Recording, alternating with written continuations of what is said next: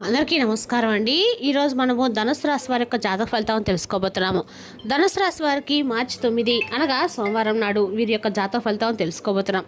అయితే ధనుసు రాశి వారు ఎవరైతే ఇప్పుడే కొత్తగా మన ఛానల్ చూస్తున్నారో దయచేసి ఛానల్ సబ్స్క్రైబ్ చేసుకొని వీడియోకి లైక్ చేసి సపోర్ట్ చేయడం మాత్రం మర్చిపోకండి. మరి వీడియోని ఎక్కడ కూడా స్క్రిప్ట్ చేయకుండా చివరి వరకు చూసినట్లయితేనే మీకైతే పూర్తిగా అర్థమవుతుంది. రేపటి రోజున మీ యొక్క రాశి ఫలితాల ప్రకారం మీకు ఏ విధంగా ఉండబోతుందో తప్పకుండా తెలుసుకుందాము. మరి అంతకన్నా ముందుగా ప్రతి ఒక్కరికి కూడా ఏదో సమస్య ఉంటుందండి. సమస్యలు ఎవరంటే ఉండరు కదా, అంటే ప్రేమ, పెళ్ళి, ఉద్యోగం, వ్యాపారం, ప్రేమించి మోసపోవడము, నాగదోషము, సంతానం లేకపోవడము, భార్యాభర్తల మధ్య గొడవలు, ధనం లేకలు లేకపోవడము, రాజకీయము, కోర్టు సమస్యలు, మీ మీద చెడు ప్రయోగాలు చేయటము, ఇలా ప్రతి ఒక్కరికి కూడా ఏదో ఒక సమస్య ఉంటూనే ఉంటుంది.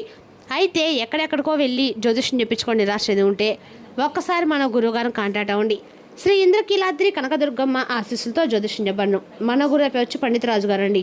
మీరు సమస్యల ఫోన్ నెంబర్ 9730895167. చాలా నమ్మకమైన గురువుగారు. మన గురువుగారు స్త్రీ పురుష వశీకరణ చేయడంలో చాలా ప్రత్యేకత గలవారు. మీకు ఎటువంటి సమస్యలున్నా నమ్మకంతో ఒకసారి ప్రయత్నించండి. ఈ గురువుగారి ద్వారా చాలామంది లబ్ధి పొందారండి. మేము కూడా మాకున్న సమస్యల్ని ఈ గురువుగారి ద్వారానే పరిశీలించుకున్నాము. 100% గంటలో పరిష్కారం చూపిస్తారు. దూర ప్రాంతం ఉన్న వారు కూడా ఫోన్ కాల్ ద్వారా ప్రతి ఒక్క సమస్యకి ఖచ్చితమైన పరిష్కారం కలదు. ఒక్కసారి నమ్మకంతో ప్రయత్నించండి.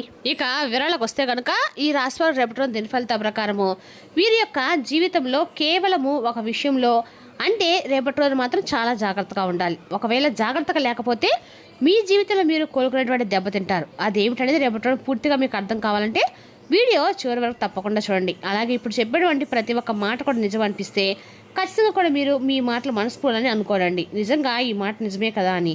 ఇక రేపటి రోజు మీకు కొంత గ్రహస్థితులు అనేవి వ్యతిరేకంగా కనిపిస్తున్నాయి. అయితే కొంత ప్రమాదకరమైన ఈ స్థితి కనిపిస్తుంది.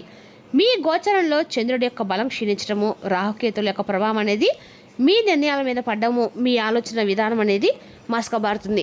మంచిది చెడేదని విశ్లేషించుకునేటువంటి శక్తిని రేపటి గ్రహాలు మీ నుండి లాగేసుకుంటాయి. దీనివల్ల ఏమవుతుందంటే మీరు ఎదుటివారిని గుడ్డిగా నమ్ముతారు. ఆ నమ్మకమే మీ పాలిట శాపంగా మారుతుంది. మరలా చెప్తున్నానండి, ఒక్కసారి బాగా గుర్తుంచుకోండి. రేపటి రోజు మీకు ఏ క్షణమైనా కానీ మీ జీవితం ఊహించినటువంటి సంఘటన అనేది జరగవచ్చు. కాబట్టి ఇప్పుడు నేను చెప్పేటువంటి కొన్ని తప్పులనైతే మీరు రేపటి రోజున అస్సలు చేయకండి. మొదటి తప్పు ఆర్థిక లావాదేవీలండి. అంటే అప్పు ఇవ్వటం, అప్పు చేయటము. రేపటి రోజున తప్పకుండా దయచేసి ఎవరికి ₹1 కూడా అప్పుగా మాత్రం ఇవ్వకండి. మీ సొంత అన్నదమ్ములు వచ్చి మిమ్మల్ని అడిగినా కానీ, ప్రాణ స్నేహితులు అడిగినా, ఏడుస్తూ వచ్చిన అడిగినా కానీ మీరు మా దగ్గర లేని చెప్పి సున్నితంగా చెప్పండి. మీరు కనుక రేపటి రోజున మీ చేతుల మీదుగా వేరే వారికి డబ్బు ఇస్తే ఆ డబ్బు మరలా మీ చేతికి రాదనమాట. పైగా మీ మధ్య ఉన్నటువంటి బంధం పూర్తిగా నాశనం అవుతుంది. దరిద్ర దేవత మీ ఇంట్లో ప్రవేశించడానికి రేపటి రోజు తప్పకుండా మోటదారి. అంతేకాకుండా రేపటి రోజు మీరు ఎవరి దగ్గర కూడా అప్పు తీసుకోకండి. ఇక రేపటి రోజు తీసుకున్న అప్పు భవిష్యత్తు తీర్చేటువంటి పెద్ద భారం మీకు కావచ్చు. అంతేకాకుండా మరొక తప్పు కుటుంబ సభ్యులతో వాదనలకు దిగటము. గ్రహాలు అనుకూలంగా లేనప్పుడు మన ఇంట్లో మనకు శత్రువులు తయారవుతారండి. కాబట్టి మీ జీవిత భాగస్వామితో కానీ లేదంటే మీ యొక్క పిల్లలతో కానీ రేపటి రోజున ఎట్టి పరిస్థితులు కూడా చిన్న చిన్న విషయాలకే పెద్ద గొడవలు జరిగేటువంటి అవకాశం కనిపిస్తుంది. కాబట్టి మీ నోటి నుండి వచ్చేటువంటి ఒక మాట మీ యొక్క కాపురాన్ని కొంచెం తీవ్రంగా ఉండవచ్చు. వాక్స్థానంలో పాపగ్రహాలు దృష్టి ఉండటం వలన మీరనే మాట ఎటువారి గుండెల్లో కొంచెం బాగా గుచ్చుకుంటుంది. కాబట్టి రేపటి రోజున మీకు మౌనమే మహా ఆయుధం అని చెప్పేసి మీరు గుర్తుపెట్టుకోండి.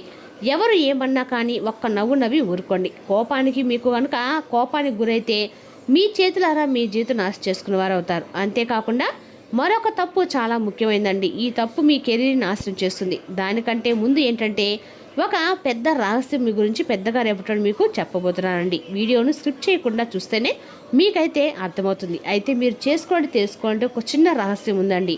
వృత్తి వ్యాపారాల తొందరపాటు నిర్ణయాలు మీరు ఉద్యోగం చేస్తున్న వారైతే రేపటి రోజున మీ యొక్క పై అధికారులతో లేదా మీ యొక్క తోటి ఉద్యోగులతో కానీ అస్సలు గొడవ పడకండి. మీ మీద లేనిపోని నిందలు వచ్చే అవకాశం కనిపిస్తుంది. అంటే నేను ఎందుకు పడాలి, నేను రిజైన్ చేస్తాననే ఆవేశం మీకు రావచ్చు. ఆ ఆవేశాన్ని కంట్రోల్ చేసుకోండి. ఇక వ్యాపారం చేసేవారు రేపటి రోజున కొత్త ఒప్పందాలు చేసుకోకండి. కొత్త భాగస్వాములను కూడా చేర్చుకోకండి. పెట్టుబడులు అస్సలు పెట్టకండి. అంతేకాకుండా వ్యాపారంలో స్తబ్దత పాటించడం చాలా మంచిది. అంతేకాకుండా ఆరోగ్యాన్ని అస్సలైతే నిర్లక్ష్యం చేయకండి. రేపటి రోజున సాధారణంగానే మీకు అంటే ప్రతిరోజు కూడా మీకు కొన్ని సంవత్సరాల నుండి ఎముకలు అలాగే ఆ సంబంధించినటువంటి కడుపు సమస్యలు ఇలాంటివి వస్తూ ఉన్నాయి. అయితే మీ ఆరోగ్యం దెబ్బతినే సూచనలు అయితే బలంగా ఉన్నాయండి.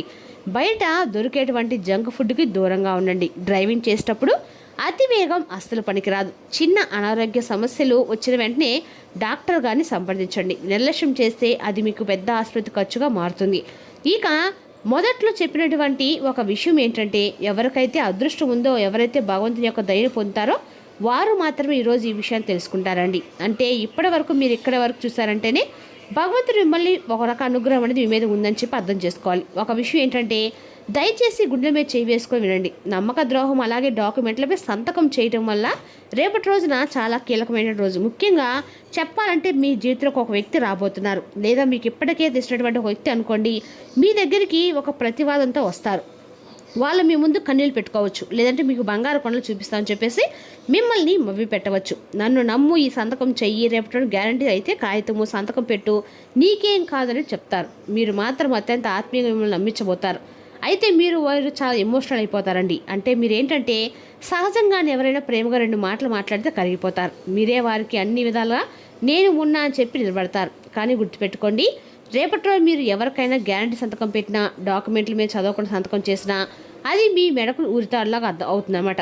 వాళ్ళు రేపు చేతులు ఎత్తేయవచ్చు. ఆ అప్పులు వాళ్ళు మీ కేసులు కోర్టు చుట్టూ కూడా మీరు తిరగాల్సిన పరిస్థితి అయితే వస్తుంది. మీరు పరువు కోసం ప్రాణాలు ఇచ్చేవారు కాబట్టి ఆ అవమానాన్ని మీరు అస్సలు తట్టుకోలేరు.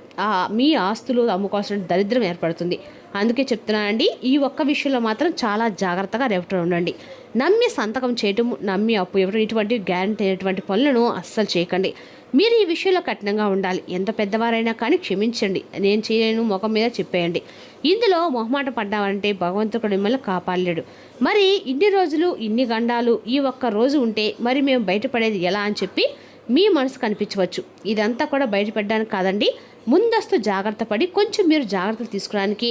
అంటే మనం దేని గురించి అయినా బయటపడాలంటే మనము ఒక విషయంలో కారణం అనేది భగవంతుడు మనకిస్తాడు. అయితే రేపటి ఖచ్చితంగా మీరు శివారాధన చేసుకోవాల్సిందే. ఉదయం లేచి స్నానం చేసిన తర్వాత మీ ఇంట్లో ఉన్నటువంటి శివలింగానికి నీళ్ళతో అభిషేకం చేయాలి. ఓం నమ శివాయ అనే పంచాక్షరి మంత్రాన్ని 108 సార్లు లేదా కనీసము 11 సార్లు అయినా సరే ఈ మంత్రంతో తప్పకుండా మీరు ఏకీభవించి ఒక రక్షణ వలయాన్ని మీ చుట్టూ ఏర్పాటు చేసుకోండి. నెగిటివ్ శక్తులు మీ దరిదాపులు కూడా రావండి. లక్ష్మీదేవి ఆరాధన అంతేకాకుండా మీ ఇష్టదైవం యొక్క ఆరాధన కూడా చేసుకోండి. ఇక రేపటి రోజు సాయంత్రం వేళ కూడా ఇంట్లో ఆవునితో దీపం వెలిగించండి. ఇంట్లో ఖచ్చితంగా కూడా శివస్తోత్రం పఠించండి. అన్ని రకాల కూడా శుభం జరుగుతుంది. ఈ విధంగా చేయటం వల్ల ఆర్థిక ఇబ్బందులు మీ దరి చేరవండి. దరిద్రం మీ గడప కూడా తొక్కదు. ఇక పేదలకు దానము అన్నదానం చేయండి. మూగజీవులకు, కుక్కలకు, ఆవులకు ఆహారం పెట్టండి. పక్షులకి నీళ్లు ధాన్యం పెట్టండి. ఇది మీ కర్మ ఫలితాన్ని చాలా వరకు కూడా తగ్గిస్తుందండి. ఈ ఎండాకాలం ఖచ్చితంగా కూడా మన బిల్డింగ్స్ పైన కాస్త కూడా ఏమైనా అక్కడక్కడ పాట్లో కొంచెం కుండలతో కానీ ఏమైనా ప్లాస్టిక్ టబ్లో కానీ వాటర్ పెట్టి ఉంచండి. ఎందుకంటే మూగజీవులు తిరుగుతూ ఉంటాయండి. జీవులు అంటే పక్షులు ఉంటాయి కదా, పక్షులు, కాకులు లాంటివన్నీ కొంచెం వాటర్ సేవిస్తాయి. తద్వారా మాకుండా ఏమైనా కర్మ ఫలితాలు అంటే తొలగిపోతాయండి. ఖచ్చితంగా కూడా ప్రతి ఒక్కరు కూడా ఈ ఎండాకాలమే కాదండి, ప్రతిరోజు కూడా పక్షులకి ఏమన్నా అంటే ధాన్యం కానీ ఏమైనా వాటర్ పెట్టినట్లయితే మంచిది. మనకైతే అనుకూలంగా అంతా కూడా ఆరోగ్యపరంగా కానీ ఆర్థిక పరంగా కూడా కలిసిపడతనంగా ఉంటుందండి.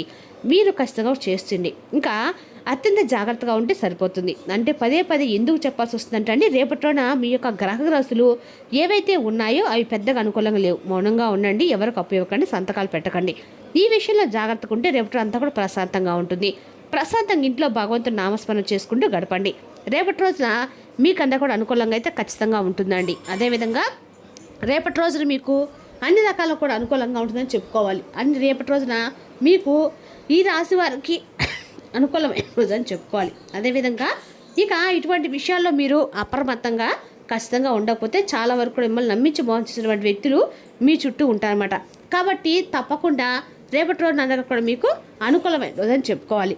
బంధువుల్లో ఉన్న వారందరూ కూడా మీకు అనుమానించాల్సిన కదండి అర్థము. ఈ విషయంలో మనకు రేపటి రోజు ఖచ్చితంగా కూడా అన్ని రకాలకు కూడా అనుకూలంగా ఉందని చెప్పుకోవాలి. అదేవిధంగా రేపటి రోజున మీకు ఇక ఈ విషయాలు అందరి పట్ల కూడా మీరు ఆప్యాయంగా ఉంటారు. కాబట్టి మీ గురించి మీరు కూడా ఆలోచించుకునేటువంటి జాగ్రత్త తీసుకునేటువంటి హక్కు కేవలము మీకే ఉంది. కాబట్టి మీరు మీ గురించి ఆలోచించుకోండి. ఇక మరొక విషయం ఏంటంటే కనుక ముఖ్యమైనటువంటి విషయం ఏంటంటే రేపటి రోజున అత్యంత జాగ్రత్త పడాల్సినటువంటి విషయాల గురించి తెలిసినాకండి. రేపటి రోజు మీకు వచ్చేటువంటి ఆ శుభవార్తల విషయం గురించి కూడా తెలుసుకుందాము. రేపటి రోజు ఖచ్చితంగా కూడా శివనామస్మరణ అందుకని మీకు మేలు చేస్తుందండి. మరి తెలుస్తాకండి రాశి వరకు జాతక ఫలితాలను తిరిగి రేపటి రోజు మళ్ళీ కలుసుకుందాం. Thank you for watching.